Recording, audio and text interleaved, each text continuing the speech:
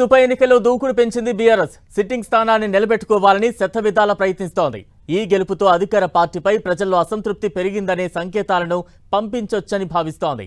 అందుకే పార్టీ నేతలంతా ఇంటింటి ప్రచారం నిర్వహిస్తున్నారు. ఇక పార్టీ వర్కింగ్ ప్రెసిడెంట్ కేటీఆర్ కూడా రోడ్ షోలతో ప్రజలను కలుస్తున్నారు.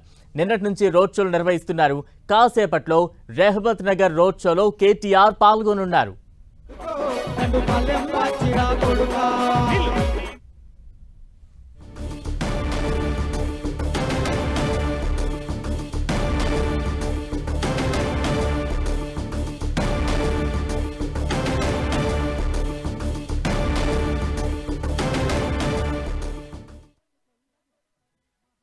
కేసీఆర్ గారు ₹1,00,000 ఆడపిల్ల పెళ్లికిస్తే లగ్గానికిస్తే నేను ₹1,00,000 కాదు మీదికెళ్ళి తులం బంగారం ఇస్తా అని చెప్పిండు రేవంత్ రెడ్డి గారు.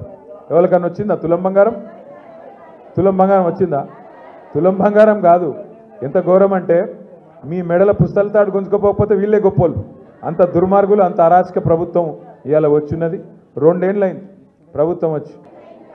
పెళ్లి చేసుకుంటే ₹1,00,000 పేదింటి ఆడబిడ్డకు కళ్యాణ లక్ష్మి, హిందూ బిడ్డ అయితే కళ్యాణ లక్ష్మి, అదే ముస్లిమో క్రిస్టియన్ అమ్మాయి అయితే షాదీ ముబారక్ పేరు మీద ₹1,116 వచ్చింది. వచ్చిందా లేదా? అదే అమ్మాయి కడుపులో ఒక బిడ్డ పుడితే ప్రభుత్వ ఆసుపత్రిలో దవాఖానకు పోతే కేసీఆర్ కిట్టు వచ్చింది. వచ్చిందా? ఆడపిల్ల పుడితే 13,000, మగపిల్లగాడు పుడితే 12,000 ఇచ్చిండా కేసీఆర్? బతుకమ్మకు బతుకమ్మ చీర పెట్టిండా? రంజాన్కు రంజాన్ తోఫా వచ్చిందా? క్రిస్మస్కు క్రిస్మస్ గిఫ్ట్ వచ్చిందా?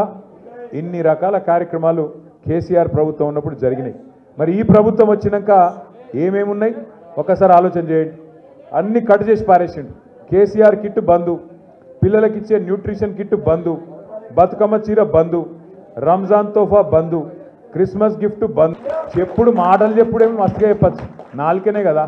420 హామీలు ఇచ్చిండు. బీసీలకు బీసీ డిక్లరేషన్ అన్నాడు, మహిళలకు మహిళా డిక్లరేషన్ అన్నాడు, ఎస్సీలకు ఎస్టీ డిక్లరేషన్ అన్నాడు. నోటికి వచ్చినాయి చెప్పిండు. మొత్తం 420 హామీలు ఇచ్చిండు. ఒక్క మంచి పని చేస్తలేడు, ఒక ఇల్లు కడతలేడు, ఒక పెన్షన్ ఇస్తలేడు. ఇలా మీదికెళ్ళి పెద్ద పెద్ద డైలాగులు కొట్టి మీరు ఓటేయకపోతే నేను బంద్ చేస్తా అంటుండు. మర్చిపోవద్దు ముఖ్యమంత్రి గారు, మీరు కేవలం ప్రజల సొమ్ముకు ధర్మకర్త. ప్రజల సొమ్ముకు మీరు ధర్మకర్త. 5 ఏళ్ళు టెంపరీ ఉద్యోగం మనది. 5 ఏళ్ల తర్వాత ప్రజలకు ఇష్టం లేకపోతే తీసుకుపోయి చెత్తబుట్టలు వారేస్తారు.